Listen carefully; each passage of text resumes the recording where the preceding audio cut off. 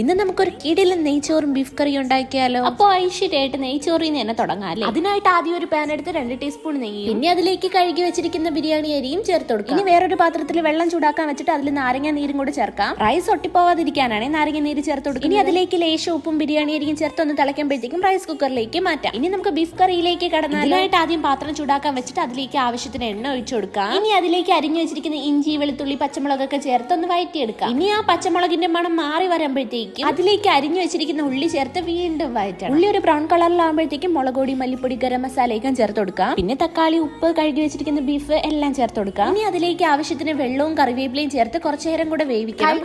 ഇത്രയേ ഉള്ളൂ നമ്മുടെ പ്രോസസ്സ് ഒക്കെ. ഇനി നമുക്ക് എല്ലാം ഒന്ന് സെറ്റ് ആക്കാം. ഇനി നെയ്ച്ചോറിന് ആവശ്യമായിട്ടുള്ള സവാള വഴറ്റിയെടുത്തിട്ട് ആ നെയ്യിൽ തന്നെ നമുക്ക് കിസ്മിസ് ഒക്കെ വറുത്തെടുക്കാം. ബാക്കി വന്ന നെയ്യ് ഒരു വലിയ പാത്രത്തിലേക്ക് മാറ്റിയിട്ട് അതിലേക്ക് റൈസ് ഇട്ടിട്ട് ഈ കാണുന്ന പോലെ ലെയർ ചെയ്യാം. ഇനി ആ ബീഫ് കറിയിലോട്ട് ലേശം മല്ലിയിലയും കുരുമുളക് പൊടിയും നാരങ്ങ നീരും ചേർത്ത് കൊടുത്താൽ ബീഫ് കറിയും റെഡി.